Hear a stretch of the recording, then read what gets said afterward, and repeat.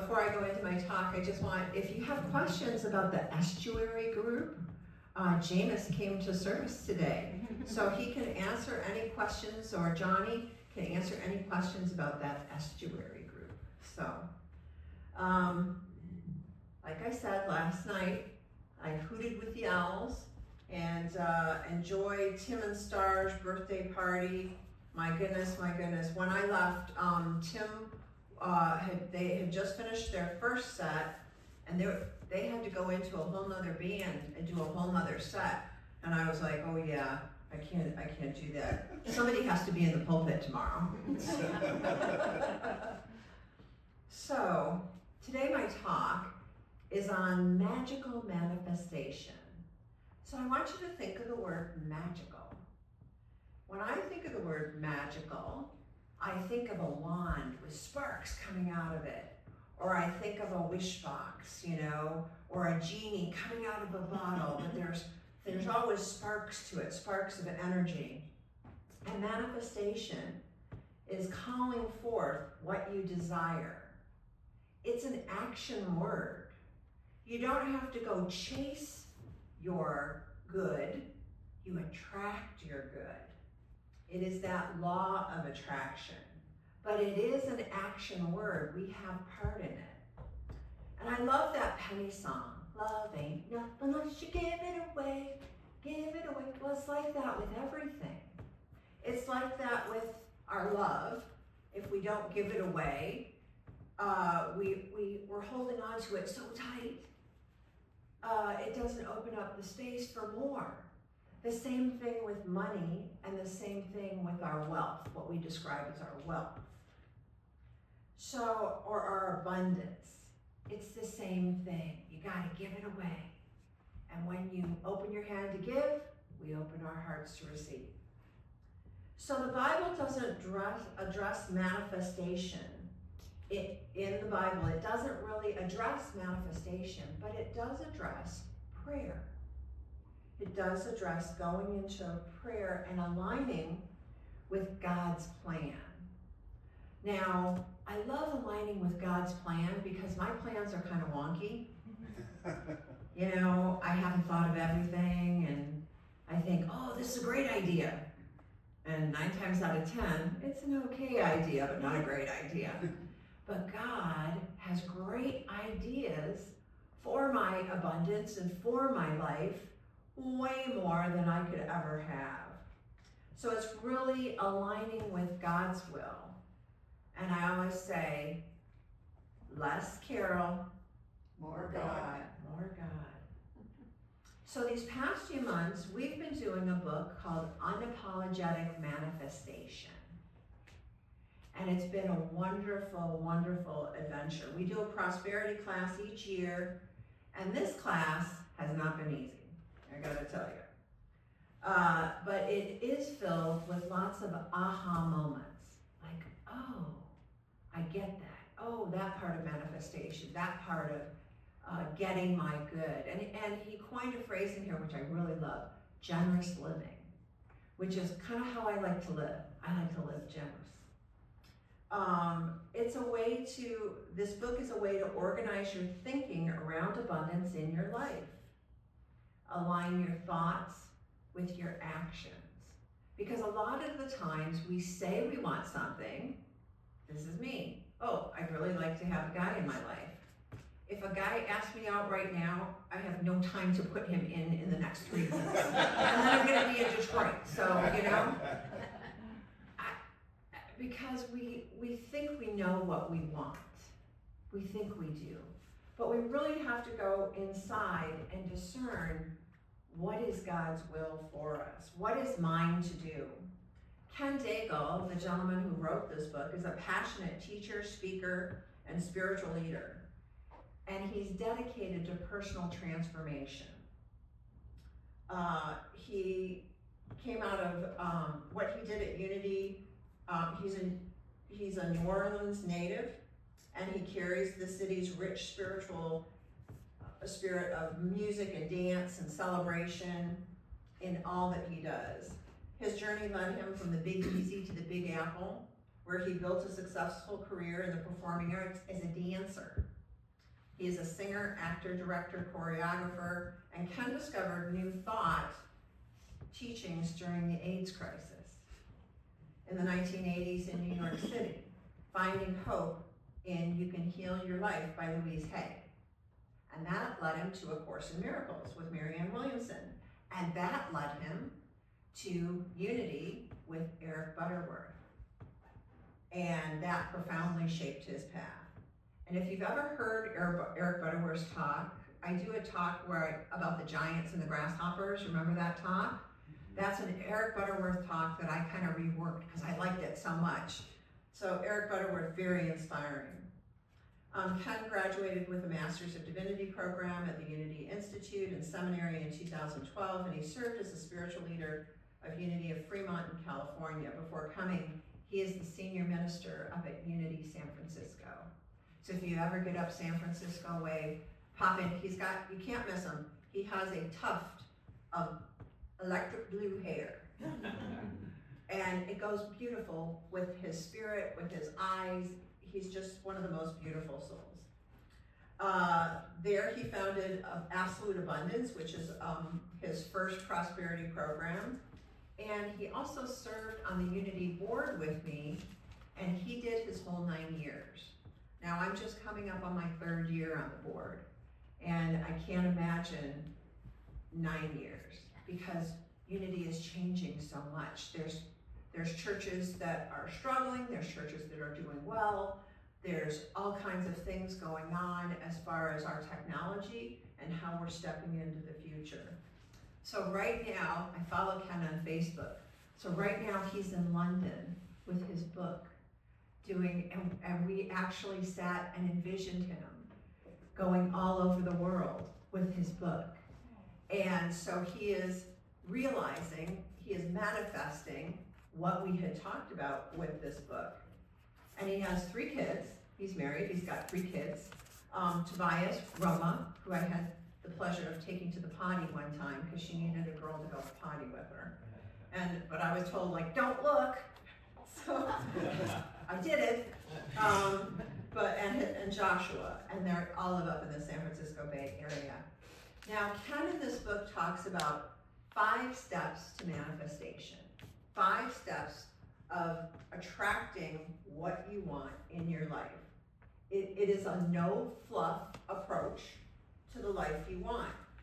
And it's not through wishful thinking. That's not how we're going to get there, folks. But through conscious alignment between your inner world and your outer world, your outer reality. So the 5 steps are designed to help you shift from scarcity to sufficiency, from dreaming to manifesting, and to take full ownership of your life. The first thing that he asks us to do is to focus our mind, focus our attention with what you truly want. Now this is really a challenge to do. If you sit down and write down 10 things that you want today, how many of you would write to be a billionaire? You wouldn't write it because you don't believe it for yourself. But if you really want to be a billionaire, start working on, I'm a billionaire. That's the magic of manifestation. You become aware of the abundance already present in your life, and then you identify your limited belief systems. I used to have one lady, she used to come to every prosperity class, she'd say, I keep waiting for God to bless me, but God's not going to bless me because my family was poor and I'm going to be poor all my life. And you just spoke it into reality. So when you say things like, I want this for myself, or I am blessed, just that phrase that we used in the daily word, I am blessed. Do you really believe you're blessed? Because if you don't believe it, like down to the core of your being, it's not going to show up in your life. You've got to believe it all the way inward. And Unity teaches us that inside affects the outside reality. Prayer doesn't change people. Prayer changes the way that I look at things. Prayer changes the way that God works through me. That's what prayer does. And then he talks about changing those belief systems. Once you've identified that you have limiting belief systems, the next step is to shift your consciousness. Instead of saying, I will always be poor, you say, I have enough.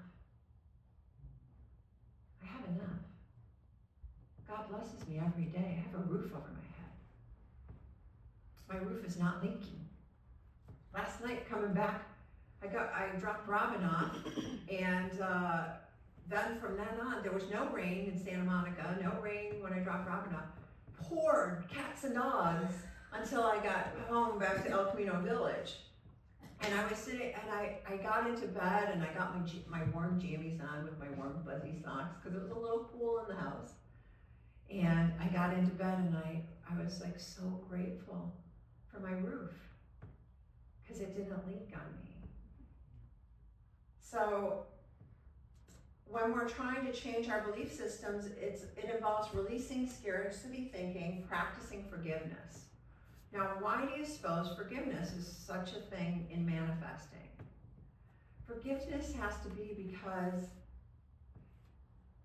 I cannot carry the burden of the anger, resentment, whatever I'm carrying, and be open for all God's good. You're carrying so much.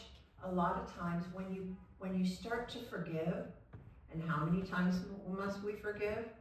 Not 7 times, I say, 70 times 7, and I always tell you I'm on my 7 millionth 70 times 7. Forgiveness needs to be such a part of who we are. And I always kind of look at it this way. I screw up all the time. I am not everybody's cup of tea. And some people might say, oh, she's a great minister, and other people will say, no, not at all. Don't jive with her at all. But sometimes I need forgiveness. And how can I expect forgiveness from somebody if I don't forgive others? So it's a flow. Just like a flow of abundance happens, a flow of forgiveness happens. And then we need to reframe our mindset to align with sufficiency and abundance. We need to notice what we have. Last night I noticed I had a roof that worked. And I noticed I had really good windshield wipers while I was driving home. And I noticed that if I broke down on the side of the road, I had a full tank of gas. So all those things crossed my mind. But you have to reframe your mindset to align with sufficiency and abundance. Ken blends New Thought wisdom with modern neuroscience. Now we're learning through neuroscience all the time. You think affirmations, when we talk about affirmations. Neuroscience tells us that if we say something enough times, we start to believe it. So when I have affirmations, when I do an affirmation for myself, like moving across the country is so easy and I have a lot of help. It's on my mirror in my bathroom. It's on where I get dressed. And every single day, is it a breeze? No. But every single day I remind myself, moving across the country is easy and I have a lot of help. Does it change my exterior? Yes, because it changes my interior. It changes how I feel about it. It changes the energy I bring to the situation.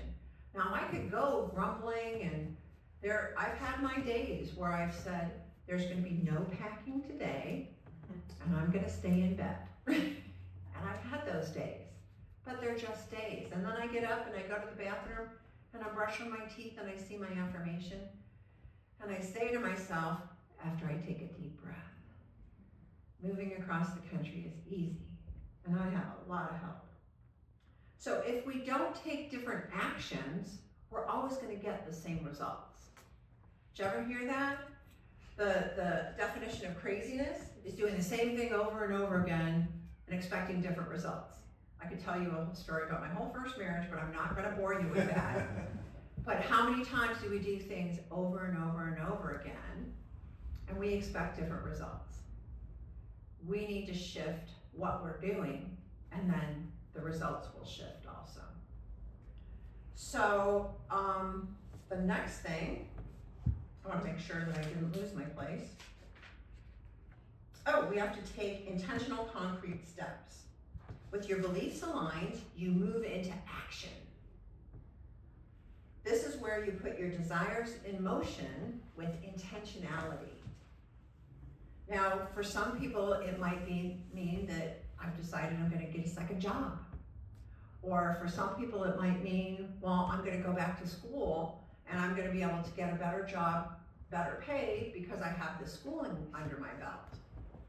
So it's using the abundance that's already at your fingertips. And he stresses that manifestation is not passive. It requires consistent and purposeful action. The fourth step, and this one I love, is to share your truth. Start talking about it.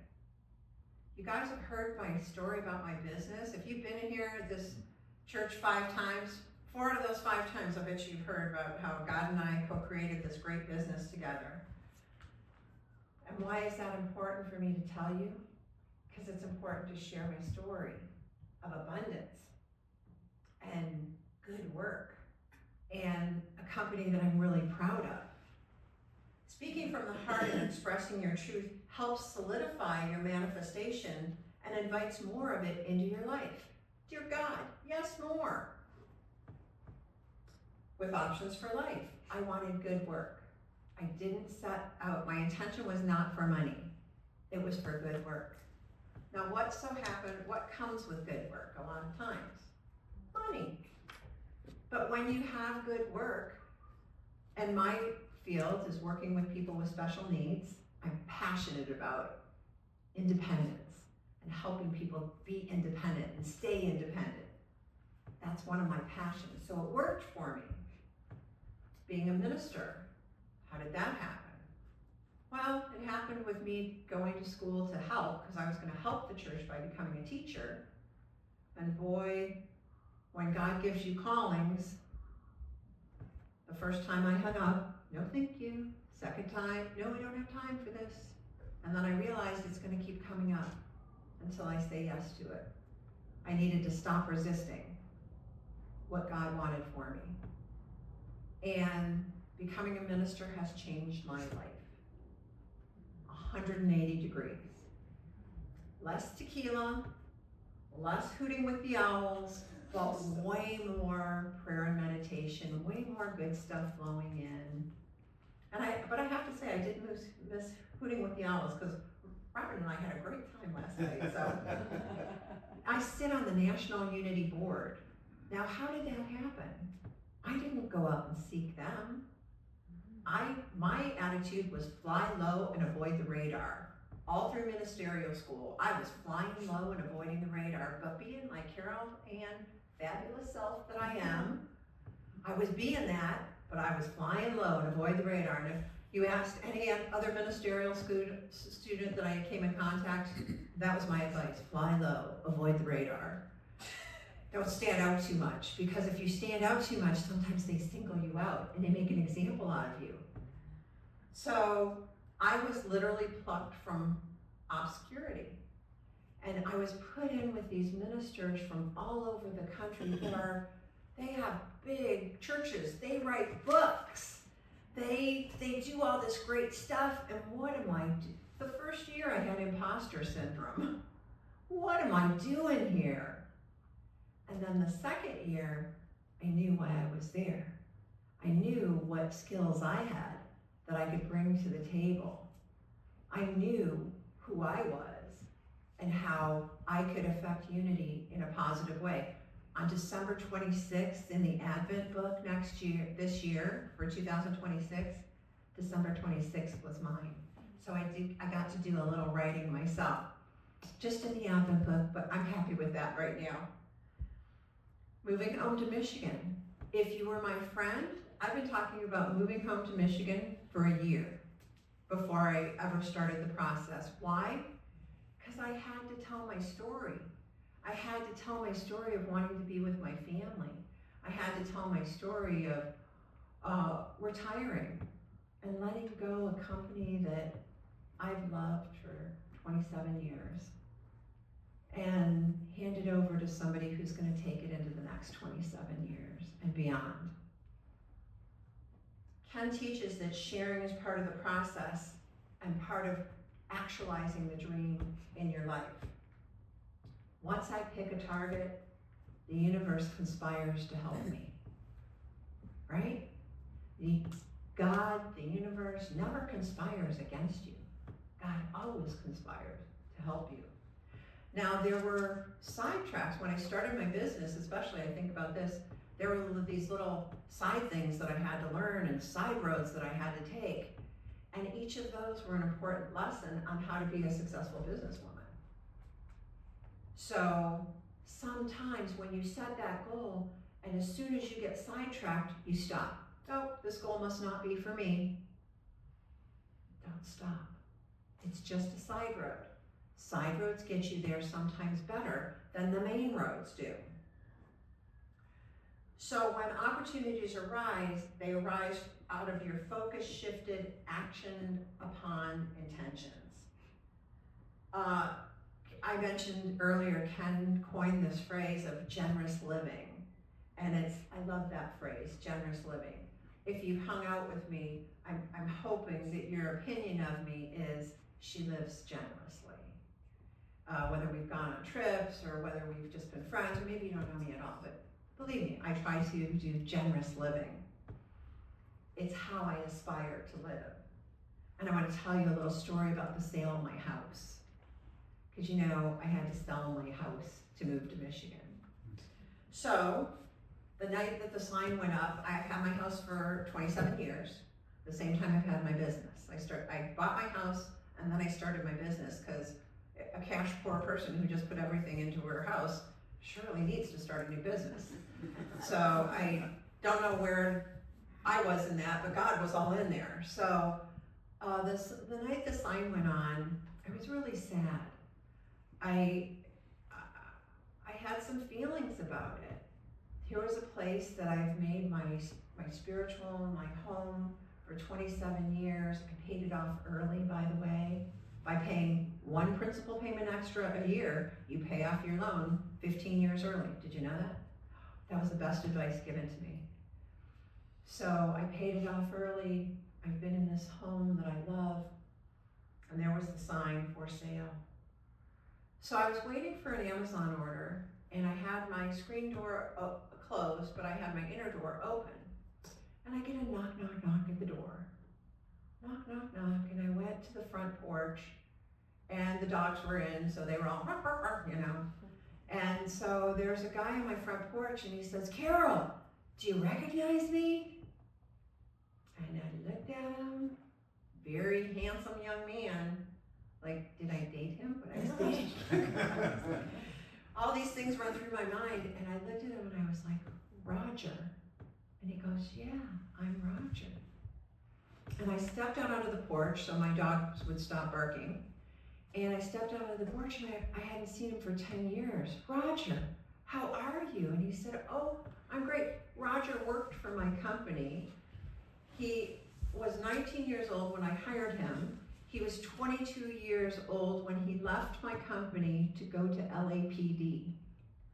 And we all knew this was a guy who had no attitude problems, was there on time, was so kind to the clients. I loved this guy as an employee. So saying goodbye to good employees, I sometimes do it like, oh. But this is a guy that I blessed him on his way. We all blessed him on his way. And he said, "You know, Carol, I drive around this neighborhood because I think I would like to buy a house in this neighborhood." And I said, "Well, there's going to be an open house on Saturday, and come on through and make an offer." And we caught up. We stood out there on the porch and we talked and we caught up. Roger made an offer on Monday. We countered. He countered back. And I told my real estate agent, as long as Roger gets in the ballpark, this is Roger's house. And we're in escrow. We've been in escrow for a week. My house was on the market for 6 days. And I came down a little bit. He came up.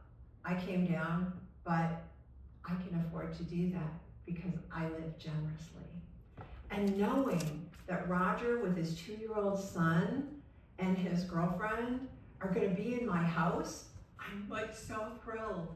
So we had the colonoscopy of the house this past week where they go through, find all the stuff that's wrong with the house.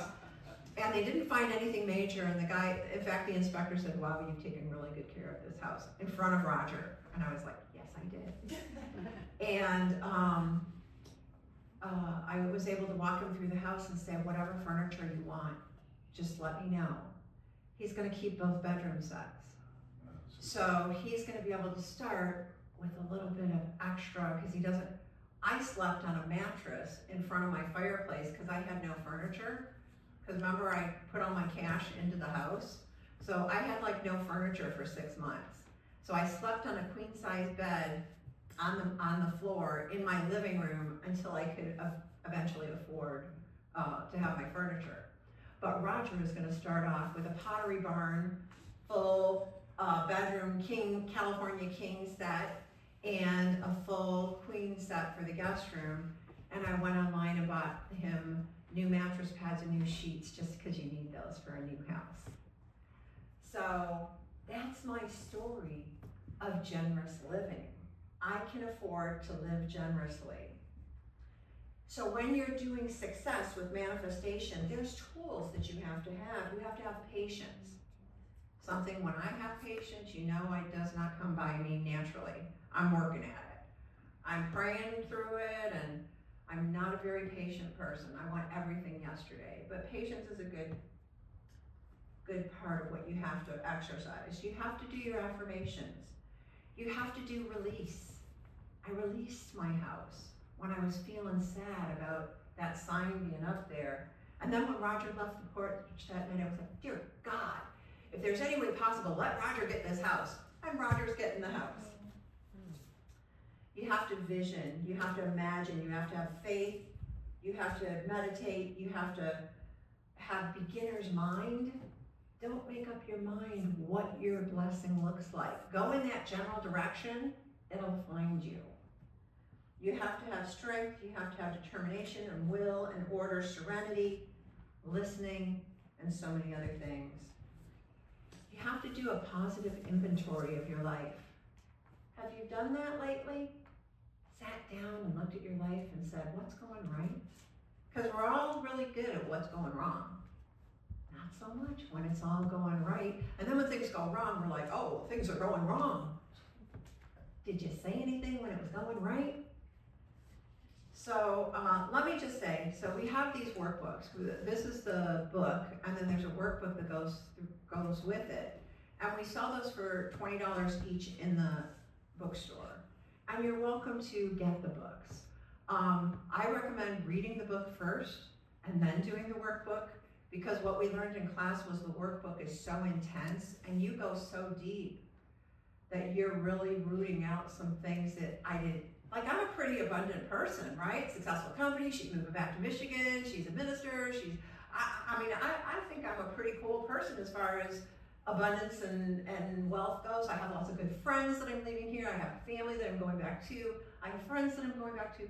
My life is very abundant, but I'm telling you, I got some things in this book about how I was feeling about the abundance, and it's a really good book for reflection and a really good book to help you work through that. So I invite you to do that if you're consciously working on it. I want to end with this little prayer. It's, I attach abundance to faith. Faith is not just a belief, but it's a verb, something to be actively practiced. I dedicate each morning to centering myself and connecting with my spirit within. My daily ritual allows me to exercise my faith both in what I do and who I am. My journey of faith begins in the morning when I wake up. This morning it was the birds chirping and no more rain, so when I let the dogs out, the dogs would actually go outside. As I open my eyes, I consciously start to practice faith by acknowledging everything around me.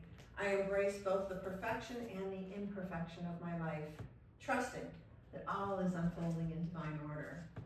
As the day progresses, I make it a point to pause frequently. I embody faith by showing love to others, taking moments to pray, and offering compassionate support to those in need. When the outside world becomes overwhelming or too focused on human concerns, I pause and choose to go within. By centering myself, I'm able to demonstrate the faith that the world needs. I intentionally view life through a loving lens, guided by faith. Each day I strive to be faith in the world, as often as possible, allowing my actions and my attitude to reflect this commitment. From James 2:17, in the same way, faith by itself, if it is not accompanied by action, is dead. I leave you with that today. Thank you for letting me talk.